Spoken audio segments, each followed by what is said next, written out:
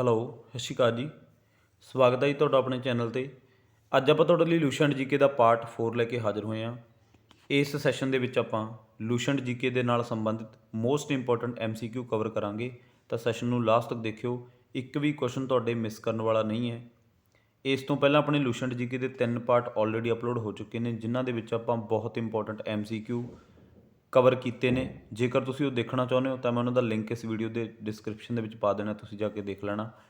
Otherwise ਤੁਸੀਂ ਆਪਣੇ channel 'ਤੇ ਵਿਜ਼ਿਟ ਕਰੋ, ਉੱਥੇ ਪਲੇਲਿਸਟ ਬਣੀਆਂ ਹੋਈਆਂ ਨੇ ਜਿਨ੍ਹਾਂ ਦੇ ਵਿੱਚ polity, medieval history, modern history, geography, Punjab GK ਅਤੇ CDP ਇਹਨਾਂ ਦੀਆਂ ਸੀਰੀਜ਼ ਵਾਈਜ਼ ਵੀਡੀਓ ਲੱਗੀਆਂ ਹੋਈਆਂ, ਜਾ ਕੇ ਦੇਖ ਸਕਦੇ ਹੋ। ਜੇਕਰ ਤੁਸੀਂ ਇਹ ਚਾਹੁੰਦੇ ਹੋ ਕਿ ਮੇਰੀਆਂ ਵੀਡੀਓਜ਼ ਤੁਹਾਡੇ ਤੱਕ ਪਹੁੰਚਦੇ ਰਹਿਣ ਤਾਂ ਚੈਨਲ ਨੂੰ ਸਬਸਕ੍ਰਾਈਬ ਕਰ ਲਿਓ, ਬੈਲ ਆਈਕਨ 'ਤੇ ਪ੍ਰੈਸ ਕਰ ਲਿਓ ਤਾਂ ਕਿ ਆਉਣ ਵਾਲੀਆਂ ਵੀਡੀਓਜ਼ ਦਾ ਨੋਟੀਫਿਕੇਸ਼ਨ ਤੁਹਾਡੇ ਤੱਕ ਪਹੁੰਚਦੇ ਰਹਿਣ ਅਤੇ ਤੁਹਾਡੀ ਤਿਆਰੀ ਵਧੀਆ ਤਰੀਕੇ ਨਾਲ ਚੱਲਦੀ ਰਹੇ। ਅੱਜ ਦਾ ਜੋ ਆਪਣਾ ਸੈਸ਼ਨ ਹੈ, ਇਸ ਸੈਸ਼ਨ ਦੇ ਵਿੱਚ ਆਪਾਂ ਮੋਸਟ ਇੰਪੋਰਟੈਂਟ MCQ ਕਵਰ ਕਰਾਂਗੇ। ਤਾਂ ਸੈਸ਼ਨ ਨੂੰ ਲਾਸਟ ਤੱਕ ਜ਼ਰੂਰ ਦੇਖਿਓ, ਕਿਉਂਕਿ ਇਹਨਾਂ ਦੇ ਵਿੱਚੋਂ ਕੋਈ ਵੀ ਕੁਐਸਚਨ ਤੁਹਾਨੂੰ ਡਾਇਰੈਕਟ ਪੇਪਰ ਦੇ ਵਿੱਚ ਦੇਖਣ ਨੂੰ ਮਿਲ ਸਕਦਾ। ਤਾਂ ਸਟਾਰਟ ਕਰਦੇ ਹਾਂ ਆਪਣਾ ਅੱਜ ਦਾ ਸੈਸ਼ਨ ਅੱਜ ਦੇ ਪਹਿਲੇ ਕੁਐਸਚਨ ਦੇ ਨਾਲ। ਸਭ ਤੋਂ ਪਹਿਲਾ ਜਿਹੜਾ ਕੁਐਸਚਨ ਹੈ ਉਹ ਹੈ, ਜਲਿਆਂਵਾਲਾ ਬਾਗ ਹੱਤਿਆਕਾਂਡ ਦੌਰਾਨ ਭਾਰਤ ਦਾ ਵਾਇਸਰਾਏ ਕੌਣ ਸੀ? Who was the viceroy during Jallianwala Bagh massacre? Lord Canning, Lord Chelmsford, Lord Minto, Lord Dalhousie? ਤਾਂ ਜਿਸ ਟਾਈਮ 'ਤੇ ਆਪਣਾ ਜਲਿਆਂਵਾਲੇ ਬਾਗ ਦਾ ਹੱਤਿਆਕਾਂਡ ਹੋਇਆ, ਜਿਹਦੇ ਵਿੱਚ ਬਹੁਤ ਸਾਰੇ ਲੋਕ ਮਾਰੇ ਗਏ, ਠੀਕ ਹੈ ਜੀ, ਉਸ ਟਾਈਮ 'ਤੇ ਪੁੱਛ ਰਹੇ ਕਿ ਆਪਣਾ ਵਾਇਸਰਾਏ ਕੌਣ ਸੀ ਇੰਡੀਆ ਦਾ, ਠੀਕ ਹੈ ਜੀ। ਤਾਂ ਉਸ ਟਾਈਮ 'ਤੇ ਵਾਇਸਰਾਏ ਦੀ ਉਪਾਧੀ ਚੱਲ ਰਹੀ ਸੀ, ਠੀਕ ਹੈ ਜੀ। ਤਾਂ ਇਸ ਤੋਂ ਪਹਿਲਾਂ 1858 ਵਿੱਚ ਇਹ ਜਿਹੜੀ ਉਪਾਧੀ ਇਹ ਸਟਾਰਟ ਹੋਈ ਹੈ, ਜਿਹੜੀ ਇਹ ਵਾਇਸਰਾਏ ਦੀ ਉਪਾਧੀ ਇਹਨਾਂ ਨੇ ਸਟਾਰਟ ਕੀਤੀ ਹੈ, ਪੋਸਟ ਇਹ ਜਾਰੀ ਕੀਤੀ ਹੈ, ਇਹ 1858 ਦੇ ਵਿੱਚ ਕੀਤੀ ਹੈ। ਇਸ ਤੋਂ ਪਹਿਲਾਂ ਇਹ 1857 ਵੇਲੇ ਜਾਂ ਮਤਲਬ 1858 ਤੋਂ ਜਿਹੜਾ ਪਹਿਲਾਂ ਦਾ ਸਮਾਂ ਸੀ, ਉਸ ਟਾਈਮ 'ਤੇ governor general of India the post ਹੁੰਦੀ ਸੀ। ਇਸ ਤੋਂ ਪਹਿਲਾਂ governor general of Bengal the post ਹੁੰਦੀ ਸੀ, ਠੀਕ ਹੈ ਜੀ। ਤਾਂ ਹੌਲੀ ਹੌਲੀ ਇਹ ਪੋਸਟਾਂ ਇਹਨਾਂ ਨੇ ਮਤਲਬ ਐਕਟ ਇਹਨਾਂ ਨੇ ਪਾਸ ਕੀਤੇ ਅਤੇ ਚੇਂਜ ਕੀਤੀਆਂ, ਠੀਕ ਹੈ ਜੀ। ਸਭ ਤੋਂ ਪਹਿਲਾਂ ਤਾਂ ਜਿਹੜਾ ਐਕਟ ਆਇਆ ਸੀ ਉਹ ਆਇਆ ਸੀ 1773 ਦਾ ਰੈਗੂਲੇਟਿੰਗ ਐਕਟ, ਠੀਕ ਹੈ ਜੀ। 1773 ਦਾ ਰੈਗੂਲੇਟਿੰਗ ਐਕਟ ਆਇਆ ਸੀ। ਉਸ ਟਾਈਮ 'ਤੇ ਜਿਹੜਾ ਗਵਰਨਰ ਆਫ ਬੰਗਾਲ ਹੁੰਦਾ ਸੀ ਉਹਨੂੰ ਗਵਰਨਰ ਜਨਰਲ ਆਫ ਬੰਗਾਲ ਬਣਾਤਾ ਸੀ, ਅਤੇ ਉਹ ਕੌਣ ਸੀ? ਵਾਰਨ ਹੇਸਟਿੰਗਸ। ਜਿਹੜਾ ਆਪਣਾ ਪਹਿਲਾ ਗਵਰਨਰ ਜਨਰਲ ਆਫ ਬੰਗਾਲ ਸੀ ਉਹ ਸੀ ਵਾਰਨ ਹੇਸਟਿੰਗਸ। ਉਸ ਤੋਂ ਬਾਅਦ 1833 ਈਸਵੀ ਦੇ ਵਿੱਚ ਇੱਕ ਪੋਸਟ ਫਿਰ ਇਹਨਾਂ ਨੇ ਚੇਂਜ ਕੀਤੀ। 1833 ਦੇ ਵਿੱਚ ਗਵਰਨਰ ਜਨਰਲ ਆਫ ਬੰਗਾਲ ਨੂੰ ਬਣਾਤਾ ਸੀ governor general of India. Lord William Bentinck ਆਪਣਾ ਗਵਰਨਰ ਜਨਰਲ ਆਫ ਇੰਡੀਆ ਸੀ, ਠੀਕ ਹੈ ਜੀ। ਉਸ ਤੋਂ ਬਾਅਦ ਇਹਨਾਂ ਨੇ 1858 ਦੇ ਵਿੱਚ ਫਿਰ ਪੋਸਟ ਇੱਕ ਵਾਰੀ ਇਹਨਾਂ ਨੇ ਚੇਂਜ ਕੀਤੀ ਵਾਇਸਰਾਏ ਦੀ। ਤਾਂ ਲਾਰਡ ਕੈਨਿੰਗ ਆਪਣਾ ਫਸਟ ਵਾਇਸਰਾਏ ਸੀ, ਠੀਕ ਹੈ ਜੀ। ਇਸ ਤਰ੍ਹਾਂ ਤੁਸੀਂ ਯਾਦ ਰੱਖਣਾ। ਤਾਂ ਆਪਾਂ ਇੱਕ ਕੁਐਸਚਨ ਕਵਰ ਨਹੀਂ ਕਰਨਾ, ਕੁਐਸਚਨ ਦੇ ਨਾਲ ਨਾਲ ਆਪਾਂ ਜਿੰਨੇ ਵੀ ਫੈਕਟ ਨੇ ਉਹ ਵੀ ਮੈਂ ਤੁਹਾਡੇ ਕਵਰ ਕਰਵਾਉਂਦੇ ਜਾਣੇ। ਤਾਂ ਇੱਥੇ ਵਾਇਸਰਾਏ ਪੁੱਛ ਰਿਹਾ, ਕਿਉਂਕਿ ਉਸ ਟਾਈਮ 'ਤੇ ਵਾਇਸਰਾਏ ਦੀ ਪੋਸਟ ਸੀ। ਤਾਂ ਇਹ ਕਦੋਂ ਦੀ ਗੱਲ ਹੋ ਰਹੀ ਹੈ? 13 ਅਪ੍ਰੈਲ 1919 ਦੀ ਗੱਲ ਹੋ ਰਹੀ ਹੈ, ਠੀਕ ਹੈ ਜੀ। ਤਾਂ ਵਿਸਾਖੀ ਵਾਲਾ ਦਿਨ ਸੀ। ਤਾਂ ਉਸ ਟਾਈਮ 'ਤੇ ਜਿਹੜਾ ਆਪਣਾ ਗਵਰਨਰ ਮਤਲਬ ਵਾਇਸਰਾਏ ਸੀ ਉਹ ਸੀਗਾ ਆਪਣਾ ਲਾਰਡ ਚੈਮਸਫੋਰਡ, ਠੀਕ ਹੈ ਜੀ। ਲਾਰਡ ਚੈਮਸਫੋਰਡ ਸੀਗਾ। ਇਹ ਮੈਂ ਤੁਹਾਨੂੰ ਯਾਦ ਕਰਨ ਦਾ ਤਰੀਕਾ ਦੱਸਦਾ। 1919 ਦੇ ਵਿੱਚ ਆਪਣਾ ਇੱਕ ਐਕਟ ਆਇਆ ਸੀ ਮੌਂਟੇਗਿਊ ਚੈਮਸਫੋਰਡ ਰਿਫਾਰਮਸ, ਠੀਕ ਹੈ ਜੀ। ਮੌਂਟੇਗਿਊ ਚੈਮਸਫੋਰਡ ਰਿਫਾਰਮਸ, ਜਿਹਦੇ ਵਿੱਚ ਮੌਂਟੇਗਿਊ ਸੀ ਜਿਹੜਾ ਉਹ ਸੀਗਾ ਸੈਕਟਰੀ ਆਫ ਸਟੇਟ, ਅਤੇ ਚੈਮਸਫੋਰਡ ਸੀਗਾ ਇਹ ਆਪਣਾ ਵਾਇਸਰਾਏ ਸੀ। ਤਾਂ ਕਰਕੇ ਤੁਸੀਂ ਯਾਦ ਕਰ ਸਕਦੇ ਹੋ, ਕਿਉਂਕਿ ਉਸ ਟਾਈਮ 'ਤੇ ਐਕਟ ਆਇਆ ਸੀ 1919 ਦਾ, ਠੀਕ ਹੈ ਜੀ। ਬਹੁਤ ਇੰਪੋਰਟੈਂਟ ਐਕਟ ਹੈ ਇਹ, ਇਹਦੇ ਬਾਰੇ ਵੀ ਆਪਾਂ ਅੱਗੇ ਆਉਣ ਵਾਲੇ ਸੈਸ਼ਨਸ ਦੇ ਵਿੱਚ ਕਵਰ ਕਰਾਂਗੇ। ਤਾਂ ਇਹ ਤੁਸੀਂ ਯਾਦ ਰੱਖਣਾ ਕਿ ਕੌਣ ਸੀ? ਲਾਰਡ ਚੈਮਸਫੋਰਡ, ਠੀਕ ਹੈ ਜੀ। ਬਹੁਤ ਇੰਪੋਰਟੈਂਟ ਕੁਐਸਚਨ ਹੈ ਇਹ, ਤੁਹਾਨੂੰ ਪੁੱਛਿਆ ਜਾ ਸਕਦਾ ਹੈ।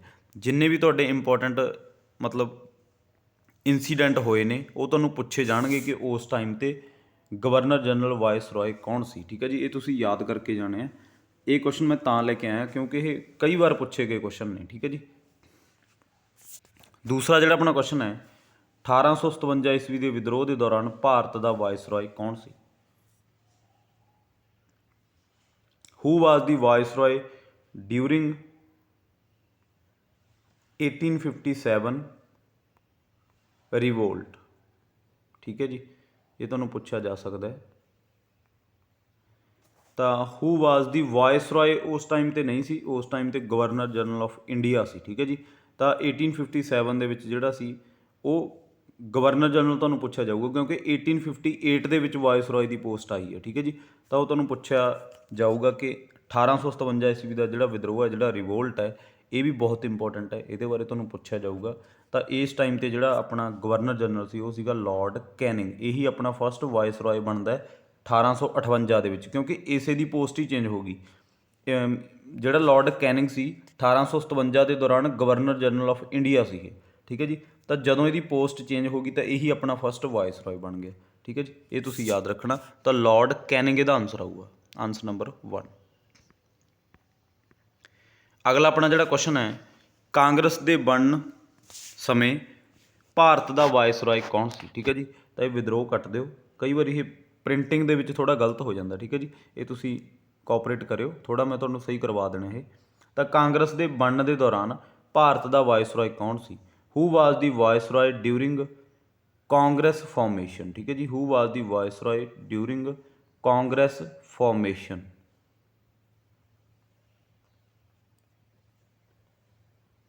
ਕਾਂਗਰਸ ਆਪਣੀ ਕਦੋਂ ਬਣੀ ਹੈ, ਇਹ ਤੁਹਾਨੂੰ ਪਤਾ ਹੋਣਾ ਚਾਹੀਦਾ ਹੈ। ਤਾਂ ਕਾਂਗਰਸ ਆਪਣੀ ਬਣੀ ਹੈ 1885 ਦੇ ਵਿੱਚ, ਠੀਕ ਹੈ ਜੀ। ਤਾਂ 1885 ਦੇ ਵਿੱਚ ਆਪਣੀ ਕਾਂਗਰਸ ਫਾਰਮ ਹੋਈ ਹੈ, ਉਸ ਟਾਈਮ 'ਤੇ ਪੁੱਛ ਰਹੇ ਨੇ। ਤਾਂ ਇਹਨੂੰ ਯਾਦ ਕਰਨ ਦਾ ਇੱਕ ਬਹੁਤ ਸੌਖਾ ਤਰੀਕਾ ਹੈ, ਠੀਕ ਹੈ ਜੀ। ਕਾਂਗਰਸ ਆਪਣੀ ਸੀ 'ਤੇ ਪੈਂਦੀ ਹੈ, ਠੀਕ ਹੈ ਜੀ। ਸੀ ਫॉर ਕਾਂਗਰਸ ਅਤੇ ਡੀ ਫॉर ਡਫਰਿਨ। ਤਾਂ ਲਾਰਡ ਡਫਰਿਨ ਸੀ ਉਸ ਟਾਈਮ 'ਤੇ, ਠੀਕ ਹੈ ਜੀ। ਸੀ ਤੋਂ ਬਾਅਦ ਕੀ ਹੁੰਦੀ ਹੈ? ਡੀ। ਤਾਂ ਲਾਰਡ ਡਫਰਿਨ, ਇਸ ਤਰ੍ਹਾਂ ਤੁਸੀਂ ਯਾਦ ਕਰ ਸਕਦੇ ਹੋ। ਤਾਂ ਕਾਂਗਰਸ ਟਾਈਮ, ਜਿਸ ਟਾਈਮ 'ਤੇ ਕਾਂਗਰਸ ਦੀ ਫਾਰਮੇਸ਼ਨ ਹੋਈ 1885 ਦੇ ਵਿੱਚ, ਤਾਂ ਲਾਰਡ ਡਫਰਿਨ ਉਸ ਟਾਈਮ 'ਤੇ ਆਪਣਾ ਵਾਇਸਰੋਏ ਸੀ, ਠੀਕ ਹੈ ਜੀ। ਵਾਇਸਰੋਏ ਕਹਾਂਗੇ ਕਿਉਂਕਿ 1858 ਦੇ ਵਿੱਚ ਇਹਦੀ ਪੋਸਟ ਚੇਂਜ ਹੋ ਗਈ ਸੀ। ਤਾਂ ਲਾਰਡ ਡਫਰਿਨ ਇਹਦਾ ਆਨਸਰ ਆਊਗਾ, ਵਾਇਸਰੋਏ ਸੀ ਜਿਹੜਾ ਮਤਲਬ ਕਾਂਗਰਸ ਦੀ ਫਾਰਮੇਸ਼ਨ ਦੇ ਟਾਈਮ। ਤਾਂ ਆਨਸਰ ਨੰਬਰ 4 ਆਊਗਾ। ਨੀਚੇ ਵੀ ਮੈਂ ਮੈਂਸ਼ਨ ਕੀਤਾ ਹੈ ਕਿ ਕਦੋਂ ਕਾਂਗਰਸ ਫਾਰਮ ਹੋਈ ਸੀ, 1885 ਦੇ ਵਿੱਚ।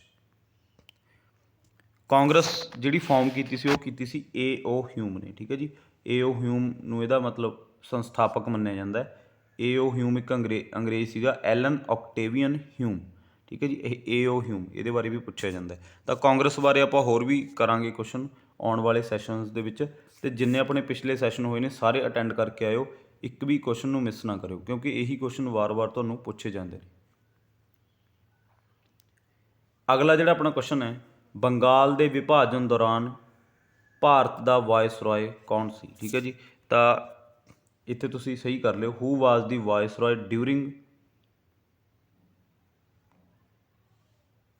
ਪਾਰਟੀਸ਼ਨ ਆਫ ਬੰਗਾਲ, ਠੀਕ ਹੈ ਜੀ। ਤਾਂ ਡਿਊਰਿੰਗ ਪਾਰਟੀਸ਼ਨ ਆਫ ਬੰਗਾਲ ਇਹ ਪੁੱਛ ਰਹੇ ਨੇ।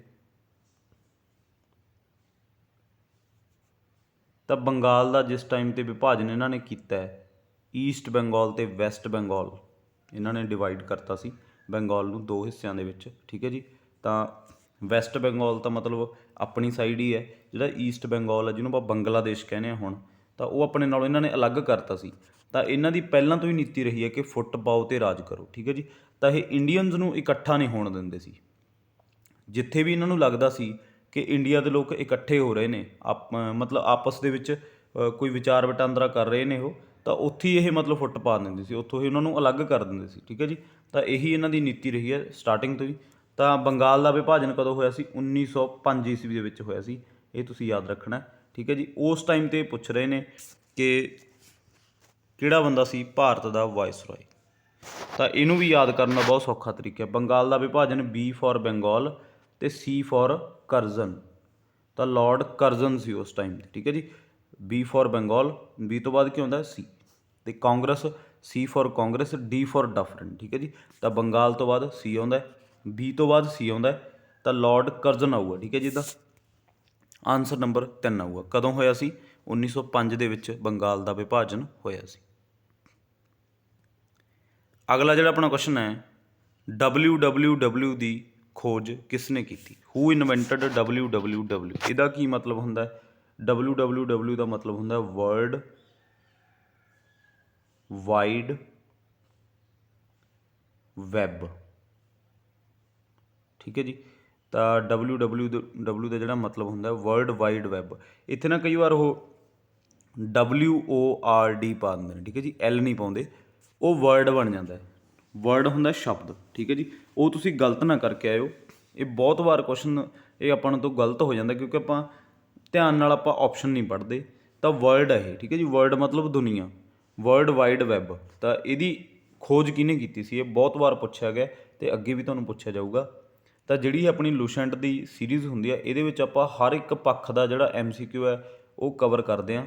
ਬਟ ਇਹ ਨਹੀਂ ਕਿ ਆਪਾਂ ਸਾਰੇ MCQ ਹੀ ਕਵਰ ਕਰਦੇ ਹਾਂ, ਜਿਹੜੇ MCQ ਤੁਹਾਨੂੰ ਵਾਰ-ਵਾਰ ਪੁੱਛੇ ਜਾਂਦੇ ਨੇ ਉਹ ਆਪਾਂ ਕਵਰ ਇਹਦੇ ਵਿੱਚ ਕਰਦੇ ਹਾਂ, ਠੀਕ ਹੈ ਜੀ। ਅਤੇ ਅੱਗੇ ਵੀ ਤੁਹਾਨੂੰ ਪੁੱਛੇ ਜਾਣਗੇ ਕਿਉਂਕਿ ਇਹ ਬਹੁਤ ਇੰਪੋਰਟੈਂਟ ਨੇ। ਤਾਂ ਇਹਦਾ ਜਿਹੜਾ ਆਨਸਰ ਹੈ, ਆਨਸਰ ਨੰਬਰ 1 ਹੋਊਗਾ। ਟਿਮ ਬਰਨਰਜ਼ ਲੀ, ਇਹਨੇ ਇਹਦੀ ਖੋਜ ਕੀਤੀ ਸੀ, ਟਿਮ ਬਰਨਰਜ਼ ਲੀ ਨੇ। ਤਾਂ ਵਰਲਡ ਵਾਈਡ ਵੈਬ ਦੀ ਇਹਦੀ ਫੁੱਲ ਫਾਰਮ ਵੀ ਯਾਦ ਰੱਖਿਓ, ਆਨਸਰ ਨੰਬਰ 1 ਆਊਗਾ। ਅਗਲਾ ਜਿਹੜਾ ਆਪਣਾ ਕੁਐਸਚਨ ਹੈ, SDRAM ਦਾ ਪੂਰਾ ਨਾਮ ਕੀ ਹੈ? What is the full form of SDRAM? Synchronous dynamic random access memory, systematic dynamic random access memory, schedule dynamic random access memory ਜਾਂ ਰੈਂਡਮ ਐਕਸੈਸ ਮੈਮਰੀ, ਠੀਕ ਹੈ ਜੀ। ਤਾਂ ਰੈਂਡਮ ਐਕਸੈਸ ਮੈਮਰੀ ਤਾਂ ਨਹੀਂ ਆਉਣਾ, ਜਿਹੜਾ 4th ਹੈ ਤਾਂ ਕੱਟਿਆ ਜਾਊਗਾ ਕਿਉਂਕਿ ਰੈਂਡਮ ਐਕਸੈਸ ਮੈਮਰੀ ਤਾਂ ਓਨਲੀ ਰੈਮ ਦਾ ਨਾਮ ਹੈ, ਠੀਕ ਹੈ ਜੀ। ਰੈਮ ਦਾ ਨਾਮ ਹੈ ਰੈਂਡਮ ਐਕਸੈਸ ਮੈਮਰੀ। ਤਾਂ SDRAM ਦਾ ਤੁਹਾਨੂੰ ਪੂਰਾ ਨਾਮ ਪੁੱਛਿਆ, ਠੀਕ ਹੈ ਜੀ। ਤਾਂ ਇਹ ਇੱਕ ਰੈਮ ਦੀ ਕਿਸਮ ਹੈ, ਇਹਦੇ ਬਾਰੇ ਤੁਹਾਨੂੰ ਪਤਾ ਹੋਣਾ ਚਾਹੀਦਾ ਹੈ। ਤਾਂ ਕੰਪਿਊਟਰ ਸਾਇੰਸ ਬਾਇਓਲੋਜੀ ਜਿੱਥੋਂ ਵੀ ਤੁਹਾਨੂੰ ਕੁਐਸਚਨ ਆਉਂਦਾ ਹੈ, ਵਾਰ-ਵਾਰ ਪੁੱਛਿਆ ਜਾਂਦਾ, ਉਹ ਆਪਾਂ ਸਾਰੇ ਕੁਐਸਚਨ ਇਹਦੇ ਵਿੱਚ ਕਵਰ ਕਰਾਂਗੇ। ਜਿਹੜੇ ਕੁਐਸਚਨ ਤੁਹਾਨੂੰ ਨਹੀਂ ਪਤਾ ਲੱਗਦੇ ਹੁੰਦੇ ਕਿ ਇਹ ਕੁਐਸਚਨ ਕਿੱਥੋਂ ਆਇਆ, ਉਹ ਕੁਐਸਚਨ ਲੂਸੈਂਟ GK 'ਚੋਂ ਹੀ ਪਾਉਂਦੇ ਨੇ ਉਹ, ਠੀਕ ਹੈ ਜੀ। ਲੂਸੈਂਟ GK ਜੇਕਰ ਤੁਸੀਂ ਕਵਰ ਕਰ ਲੈਂਦੇ ਹੋ ਤਾਂ ਤੁਸੀਂ ਪਰਫੈਕਟ ਹੋ ਜਾਓਗੇ GK ਦੇ ਵਿੱਚ, ਠੀਕ ਹੈ ਜੀ। ਤਾਂ ਆਪਾਂ ਇਹਦੇ ਵਿੱਚੋਂ ਵੀ ਉਹੀ ਕੁਐਸਚਨ ਕਵਰ ਕਰਾਂਗੇ ਜਿਹੜੇ ਤੁਹਾਨੂੰ ਆਉਣ ਦੀ ਪੂਰੀ ਸੰਭਾਵਨਾ ਹੈ। ਤਾਂ ਇਹਦਾ ਜਿਹੜਾ ਆਨਸਰ ਹੈ, ਆਨਸਰ ਨੰਬਰ 1 ਹੋਊਗਾ। ਸਿੰਕਰੋਨਸ ਡਾਇਨਾਮਿਕ ਰੈਂਡਮ ਐਕਸੈਸ ਮੈਮਰੀ, ਜਿਹੜੀ SDRAM ਹੈ ਇਹਦਾ ਪੂਰਾ ਨਾਮ ਹੈ ਸਿੰਕਰੋਨਸ ਡਾਇਨਾਮਿਕ ਰੈਂਡਮ ਐਕਸੈਸ ਮੈਮਰੀ। ਤਾਂ ਇਹ ਤੁਸੀਂ ਯਾਦ ਰੱਖ ਲਿਓ, ਉਹ ਤੁਹਾਨੂੰ ਪੁੱਛਿਆ ਜਾਊਗਾ ਅੱਗੇ। ਅਗਲਾ ਜਿਹੜਾ ਆਪਣਾ ਕੁਐਸਚਨ ਹੈ ਉਹ ਹੈ GPS। What is the full form of GPS? ਆਪਾਂ ਆਮ ਹੀ ਯੂਜ਼ ਕਰਦੇ ਹਾਂ GPS ਦੀ, ਤੁਹਾਨੂੰ ਫੁੱਲ ਫਾਰਮ ਪਤਾ ਹੋਣੀ ਚਾਹੀਦੀ ਹੈ, ਠੀਕ ਹੈ ਜੀ। GPS ਕਾਹਦੇ ਲਈ ਵਰਤਿਆ ਜਾਂਦਾ? ਮੈਪਿੰਗ ਲਈ ਵਰਤਿਆ ਜਾਂਦਾ, ਠੀਕ ਹੈ ਜੀ। ਤਾਂ ਇਹਦਾ ਜਿਹੜਾ ਆਨਸਰ ਹੈ, ਆਨਸਰ ਨੰਬਰ 1 ਹੋਊਗਾ। Global positioning system, global positioning system, ਠੀਕ ਹੈ ਜੀ। ਤਾਂ ਪੋਜੀਸ਼ਨਿੰਗ ਮਤਲਬ ਇਹ ਪੋਜੀਸ਼ਨ ਦੱਸਦਾ ਆਪਾਂ ਨੂੰ ਕਿ ਆਪਾਂ ਕਿੱਥੇ ਖੜ੍ਹੇ ਹਾਂ, ਠੀਕ ਹੈ ਜੀ। GPS ਆਪਣੇ ਮੈਪ ਦੇ ਉੱਤੇ ਯੂਜ਼ ਹੁੰਦਾ। ਅੱਜ ਕੱਲ੍ਹ GPS ਦਾ ਬਹੁਤ ਯੂਜ਼ ਹੋਣ ਲੱਗ ਗਿਆ, ਠੀਕ ਹੈ ਜੀ। ਤੁਹਾਨੂੰ ਪਤਾ ਹੋਣਾ ਚਾਹੀਦਾ ਗਲੋਬਲ ਪੋਜੀਸ਼ਨਿੰਗ ਸਿਸਟਮ, ਠੀਕ ਹੈ ਜੀ। ਤਾਂ ਇੱਥੇ ਕਈ ਵਾਰੀ ਤੁਹਾਨੂੰ ਗਲੋਬਲ ਦੀ ਜਗ੍ਹਾ 'ਤੇ ਇਹ ਮੈਂ ਗਲੋਬ ਪਾਉਣਾ ਸੀ, ਠੀਕ ਹੈ ਜੀ। ਤਾਂ ਇੱਥੇ ਤੁਹਾਨੂੰ ਓਨਲੀ ਗਲੋਬ ਦੇ ਦੇਣਗੇ, ਗਲੋਬ ਪੋਜੀਸ਼ਨਿੰਗ ਸਿਸਟਮ, ਉਹ ਗਲਤ ਹੁੰਦਾ, ਠੀਕ ਹੈ ਜੀ। ਤਾਂ ਉਹ ਗਲਤ ਹੋ ਜਾਊਗਾ, ਗਲੋਬਲ ਹੈ ਇਹਦਾ ਪੂਰਾ ਨਾਮ, ਠੀਕ ਹੈ ਜੀ। ਗਲੋਬਲ ਪੋਜੀਸ਼ਨਿੰਗ ਸਿਸਟਮ, ਇਹ ਤੁਹਾਨੂੰ ਪੁੱਛਿਆ ਜਾਊਗਾ, ਇਹਦੇ ਬਾਰੇ ਵੀ ਤੁਸੀਂ ਕਵਰ ਕਰਕੇ ਜਾਣਾ, ਠੀਕ ਹੈ ਜੀ। ਆਨਸਰ ਨੰਬਰ 1 ਆਊਗਾ। ਅਗਲਾ ਜਿਹੜਾ ਆਪਣਾ ਕੁਐਸਚਨ ਹੈ, ਵਾਤਾਵਰਣ ਦੀ ਕਿਹੜੀ ਪਰਤ ਵਿੱਚ ਮੌਸਮੀ ਕਾਰਵਾਈਆਂ ਹੁੰਦੀਆਂ ਹਨ? ਵਿਚ ਲੇਅਰ ਆਫ ਐਟਮੋਸਫੇਅਰ ਓਕਰਸ ਵੈਦਰ ਫਿਨੋਮੀਨਾ? ਟ੍ਰੋਪੋਸਫੇਅਰ, ਸਟ੍ਰੈਟੋਸਫੇਅਰ, ਮੀਜ਼ੋਸਫੇਅਰ ਜਾਂ ਆਇਨੋਸਫੇਅਰ, ਠੀਕ ਹੈ ਜੀ। ਤਾਂ ਇਹ ਵੀ ਤੁਹਾਨੂੰ ਪੁੱਛਿਆ ਜਾਊਗਾ ਕਿਉਂਕਿ ਇਹ ਬਹੁਤ ਇੰਪੋਰਟੈਂਟ ਕੁਐਸਚਨ ਨੇ। ਹਰ ਵਾਰ ਐਟਮੋਸਫੇਅਰ ਦੀਆਂ ਪਰਤਾਂ ਦੇ ਵਿੱਚੋਂ ਕੁਐਸਚਨ ਆਉਂਦੇ ਨੇ, ਵਾਤਾਵਰਣ ਦੇ ਵਿੱਚੋਂ, ਸਾਇੰਸ ਦੇ ਵਿੱਚੋਂ ਤੁਹਾਨੂੰ ਪੁੱਛੇ ਜਾਂਦੇ ਨੇ ਕੁਐਸਚਨ। ਤਾਂ ਉਹ ਮਤਲਬ ਇਹਨਾਂ ਦੀ ਵੇਟੇਜ ਬੇਸ਼ੱਕ ਘੱਟ ਹੁੰਦੀ ਹੈ, ਬਟ ਤੁਹਾਡੇ ਲਈ ਪੇਪਰ ਦੇ ਵਿੱਚ ਇੱਕ ਇੱਕ ਨੰਬਰ ਬਹੁਤ ਕੀਮਤੀ ਹੁੰਦਾ, ਤਾਂ ਕਰਕੇ ਤੁਸੀਂ ਇੱਕ ਵੀ ਕੁਐਸਚਨ ਮਿਸ ਨਹੀਂ ਕਰਕੇ ਜਾਣਾ, ਸਾਰੇ ਕੁਐਸਚਨ ਕਵਰ ਕਰਕੇ ਜਾਣੇ ਆ, ਠੀਕ ਹੈ ਜੀ। ਤਾਂ ਇਹ ਤੁਹਾਡੀ ਲੂਸੈਂਟ GK ਦੀ ਕਲਾਸ ਕੋਈ ਜ਼ਿਆਦਾ ਲੰਬੀ ਵੀ ਨਹੀਂ ਹੁੰਦੀ, ਠੀਕ ਹੈ ਜੀ। 20-25 ਮਿੰਟਾਂ ਦੀ ਕਲਾਸ ਹੁੰਦੀ ਹੈ। ਤਾਂ ਇਹ ਤੁਸੀਂ ਜ਼ਰੂਰ ਲਗਾਇਓ, ਤੁਹਾਨੂੰ ਬਹੁਤ ਫਾਇਦਾ ਦਿਓ ਆਉਣ ਵਾਲੇ ਸਾਰੇ ਐਗਜ਼ਾਮ ਦੇ ਵਿੱਚ, ਜਿੰਨੇ ਵੀ ਤੁਹਾਡੇ ਐਗਜ਼ਾਮ ਹੋਣੇ ਆ ਪੰਜਾਬ ਦੇ। ਇਹ SSC CGL ਦੀ ਜੇਕਰ ਤੁਸੀਂ ਤਿਆਰੀ ਕਰ ਰਹੇ ਹੋ ਉਹਦੇ ਲਈ ਵੀ ਇਹ ਬਹੁਤ ਇੰਪੋਰਟੈਂਟ ਨੇ ਕਿਉਂਕਿ ਇਹੀ ਕੁਐਸਚਨ ਪੁੱਛੇ ਜਾਂਦੇ ਨੇ ਉਹਨਾਂ ਦੇ ਵਿੱਚ ਵੀ। ਤਾਂ ਵਾਤਾਵਰਣ ਦੀ ਕਿਹੜੀ ਪਰਤ ਹੈ ਜਿਹਦੇ ਵਿੱਚ ਮੌਸਮੀ ਕਾਰਵਾਈਆਂ, ਇਹਦਾ ਕੀ ਮਤਲਬ ਹੈ ਕਿ ਜਿਹੜੇ ਬੱਦਲ ਗਰਜਦੇ ਨੇ, ਹਨੇਰੀਆਂ ਆਉਂਦੀਆਂ, ਠੀਕ ਹੈ ਜੀ, ਮੌਸਮੀ ਕਾਰਵਾਈਆਂ ਹੁੰਦੀਆਂ, ਉਹ ਹੁੰਦੀਆਂ ਨੇ ਆਪਣੀ ਟ੍ਰੋਪੋਸਫੀਅਰ ਦੇ ਵਿੱਚ, ਠੀਕ ਹੈ ਜੀ। ਟ੍ਰੋਪੋਸਫੀਅਰ ਦੇ ਵਿੱਚ ਹੁੰਦੀਆਂ। ਅਗਲੀ ਪਰਤ ਆ ਜਾਂਦੀ ਹੈ ਸਟ੍ਰੈਟੋ, ਜਿਹਦੇ ਵਿੱਚ ਆਪਣੇ ਪਲੇਨ ਉੱਡਦੇ ਨੇ, ਓਜ਼ੋਨ ਪਰਤ ਹੈ, ਠੀਕ ਹੈ। ਇਹ ਤੋਂ ਨੀਚੇ ਇਹ ਸਾਰਾ ਕੁਛ ਹੁੰਦਾ, ਬੱਦਲ ਗਰਜਦੇ ਨੇ, ਠੀਕ ਹੈ ਜੀ, ਹਨੇਰੀਆਂ ਆਉਂਦੀਆਂ, ਉਹ ਸਾਰੀਆਂ ਟ੍ਰੋਪੋਸਫੀਅਰ ਦੇ ਵਿੱਚ ਹੁੰਦੀਆਂ। ਤੁਹਾਨੂੰ ਪਤਾ ਹੋਣਾ ਚਾਹੀਦਾ, ਬਹੁਤ ਇੰਪੋਰਟੈਂਟ ਕੁਐਸਚਨ ਹੈ, ਬਹੁਤ ਵਾਰ ਪੁੱਛਿਆ ਗਿਆ ਕੁਐਸਚਨ ਹੈ, ਠੀਕ ਹੈ ਜੀ। ਤਾਂ ਆਨਸਰ ਨੰਬਰ 1 ਆਊਗਾ। ਅਗਲਾ ਆਪਣਾ ਕੁਐਸਚਨ ਹੈ, ਇਹਨਾਂ ਵਿੱਚੋਂ ਕਿਹੜੀ ਸਾਉਣੀ ਦੀ ਫਸਲ ਨਹੀਂ ਹੈ? Which of the following is a kharif crop? ਤਾਂ ਰੱਬੀ ਅਤੇ ਖਰੀਫ ਇਹ ਤੁਹਾਨੂੰ ਪੁੱਛੀਆਂ ਜਾਂਦੀਆਂ। ਰੱਬੀ ਹੁੰਦੀ ਆ ਹਾੜੀ ਦੀ ਫਸਲ ਅਤੇ ਖਰੀਫ ਹੁੰਦੀ ਆ ਸਾਉਣੀ ਦੀ ਫਸਲ, ਠੀਕ ਹੈ ਜੀ। ਇਹ ਜੇਕਰ ਤੁਸੀਂ ਇਹ ਤੁਹਾਨੂੰ ਪਤਾ ਹੋਣਾ ਚਾਹੀਦਾ ਫਸਲਾਂ ਦੇ ਜਿਹੜਾ ਸਾਈਕਲ ਆਪਾਂ ਫਸਲਾਂ ਦਾ ਜਿਹੜਾ ਚੱਲਦਾ, ਠੀਕ ਹੈ ਜੀ, ਰੀਸਾਈਕਲ ਜਿਹੜਾ ਇਹਨਾਂ ਦਾ ਚੱਲਦਾ, ਤਾਂ ਇਹਨਾਂ ਦੇ ਵਿੱਚੋਂ ਵੀਟ ਹੈ ਜਿਹੜੀ ਆਪਣੀ, ਇਹ ਹਾੜੀ ਦੀ ਫਸਲ ਹੈ, ਇਹ ਆਪਾਂ ਨੂੰ ਸਾਰਿਆਂ ਨੂੰ ਪਤਾ ਹੈ। ਜਿਹੜੀ ਰਾਈਸ ਹੈ, ਕਾਟਨ ਹੈ ਅਤੇ ਮੇਜ਼ ਹੈ, ਠੀਕ ਹੈ ਜੀ, ਤਾਂ ਇਹ ਸਾਰੀਆਂ ਖਰੀਫ ਕ੍ਰੌਪ ਨੇ। ਤਾਂ ਇਹਦੇ ਵਿੱਚੋਂ ਵੀਟ ਜਿਹੜਾ ਇਹਦਾ ਆਨਸਰ ਆਊਗਾ। ਪੁੱਛਿਆ ਕਿ ਆਪਾਂ ਨੂੰ ਨਹੀਂ ਪੁੱਛਿਆ ਕਿ ਜਿਹੜੀ ਨਹੀਂ ਹੈ। ਕੁਐਸਚਨ ਨੂੰ ਪੂਰੇ ਧਿਆਨ ਨਾਲ ਪੜ੍ਹਨਾ ਹੈ, ਠੀਕ ਹੈ ਜੀ, ਪੇਪਰ ਤੁਸੀਂ ਤਾਂ ਹੀ ਸਹੀ ਕਰਕੇ ਆਓਗੇ। ਜੇਕਰ ਤੁਸੀਂ ਮਤਲਬ ਕਾਲ ਦੇ ਵਿੱਚ ਤੁਸੀਂ ਆਨਸਰ ਲਗਾ ਰਹੇ ਹੋ ਤਾਂ ਉਹ ਤੁਹਾਡਾ ਗਲਤ ਹੋ ਜਾਣਾ ਹੈ।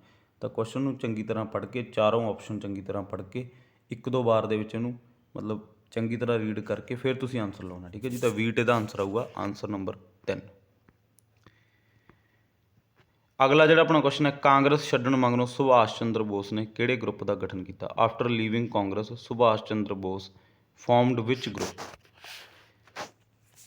ਕਾਂਗਰਸ ਦਾ ਮਤਲਬ ਕਾਂਗਰਸ ਦੇ ਵਿੱਚ ਉਹਨਾਂ ਨੇ ਅਸਤੀਫਾ ਲੈ ਲਿਆ ਸੀ ਅਤੇ ਆਪਣੀ ਇੱਕ ਪਾਰਟੀ ਦਾ ਗਠਨ ਕਰ ਲਿਆ ਸੀ, ਇੱਕ ਗਰੁੱਪ ਬਣਾ ਲਿਆ ਸੀ, ਤਾਂ ਉਹਦਾ ਨਾਮ ਸੀ ਆਲ ਇੰਡੀਆ ਫਾਰਵਰਡ ਬਲਾਕ। ਇਹਦੇ ਬਾਰੇ ਬਹੁਤ ਪੁੱਛਿਆ ਜਾਂਦਾ, ਠੀਕ ਹੈ ਜੀ।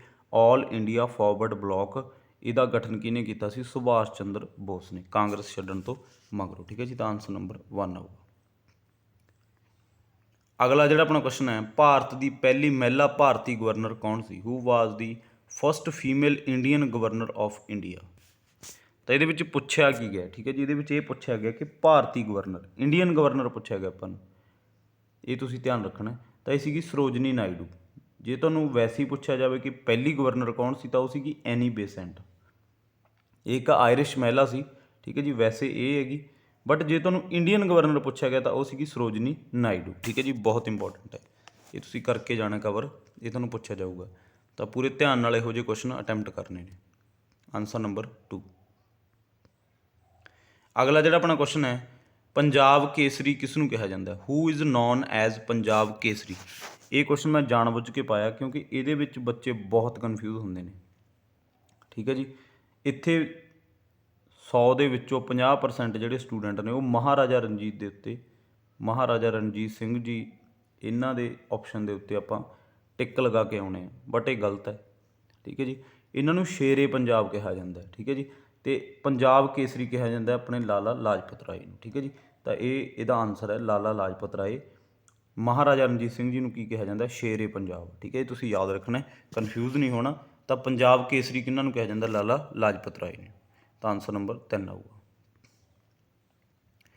ਅਗਲਾ ਜਿਹੜਾ ਆਪਣਾ ਕੁਐਸਚਨ ਹੈ, ਵਾਸਕੋ ਡੀ ਗਾਮਾ ਕਿਹੜੇ ਸਮੁੰਦਰੀ ਰਸਤੇ ਰਾਹੀਂ ਭਾਰਤ ਆਇਆ ਸੀ? Vasco da Gama came into India through which ocean path? ਇਹ ਤੁਹਾਨੂੰ ਪੁੱਛਿਆ ਜਾਊਗਾ, ਬਹੁਤ ਇੰਪੋਰਟੈਂਟ ਕੁਐਸਚਨ ਹੈ ਅਤੇ ਬਹੁਤ ਵਾਰ ਪੁੱਛਿਆ ਗਿਆ, ਠੀਕ ਹੈ ਜੀ।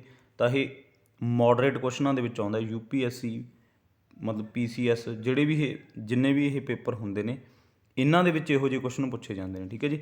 ਤਾਂ ਇਹ ਰਸਤੇ ਦਾ ਨਾਮ ਪੁੱਛਿਆ ਤੁਹਾਨੂੰ ਇੱਥੇ। ਤਾਂ ਕਦੋਂ ਆਇਆ ਸੀ ਇਹ? 1498 ਦੇ ਵਿੱਚ ਆਇਆ ਸੀ, ਆਪਾਂ ਨੂੰ ਸਾਰਿਆਂ ਨੂੰ ਪਤਾ। ਪਹਿਲਾ ਪੁਰਤਗਾਲੀ ਸੀ ਇਹ, ਠੀਕ ਹੈ ਜੀ। ਤਾਂ ਜਿਹੜਾ ਆਪਣੇ ਇੰਡੀਆ ਦੇ ਵਿੱਚ ਆਇਆ ਸੀ, ਸਭ ਤੋਂ ਪਹਿਲਾਂ ਜਿਹੜੇ ਆਪਣੇ ਆਏ ਸੀ ਉਹ ਪੁਰਤਗਾਲੀ ਆਏ ਸੀ, ਅਤੇ ਸਭ ਤੋਂ ਲਾਸਟ 'ਤੇ ਵੀ ਆਪਣੇ ਪੁਰਤਗਾਲੀ ਹੀ ਗਏ ਸੀ, ਠੀਕ ਹੈ ਜੀ। ਤਾਂ ਇਹ ਵੀ ਤੁਸੀਂ ਨਾਲ ਨਾਲ ਜੋ ਮੈਂ ਬੋਲਦਾ ਉਹ ਵੀ ਤੁਸੀਂ ਨੋਟ ਕਰੀ ਜਾਇਓ, ਇੱਕ ਇੱਕ ਪੁਆਇੰਟ ਤੁਹਾਡੇ ਲਈ ਬਹੁਤ ਕੀਮਤੀ ਹੈ। ਤਾਂ ਇਹ ਆਇਆ ਸੀ ਕੇਪ ਆਫ ਗੁੱਡ ਹੋਪ ਦੇ ਰਸਤੇ ਤੋਂ, ਠੀਕ ਹੈ ਜੀ। ਬਹੁਤ ਵਾਰ ਪੁੱਛਿਆ ਗਿਆ, ਕੇਪ ਆਫ ਗੁੱਡ ਹੋਪ ਦਾ ਜਿਹੜਾ ਰਸਤਾ ਹੈ, ਸਮੁੰਦਰੀ ਰਸਤਾ, ਇੱਥੋਂ ਇਹ ਆਇਆ ਸੀ। ਤਾਂ ਆਨਸਰ ਨੰਬਰ 1 ਆਊਗਾ। ਇਹ ਰਸਤਾ ਕਿੱਥੇ ਹੈ? ਸਾਊਥ ਅਫਰੀਕਾ ਦੇ ਵਿੱਚ, ਠੀਕ ਹੈ, ਇੱਥੋਂ ਆਇਆ ਸੀਗਾ ਇਹ ਕੇਪ ਆਫ, ਇਸ ਰਸਤੇ ਰਾਹੀਂ ਕੇਪ ਆਫ ਗੁੱਡ ਹੋਪ।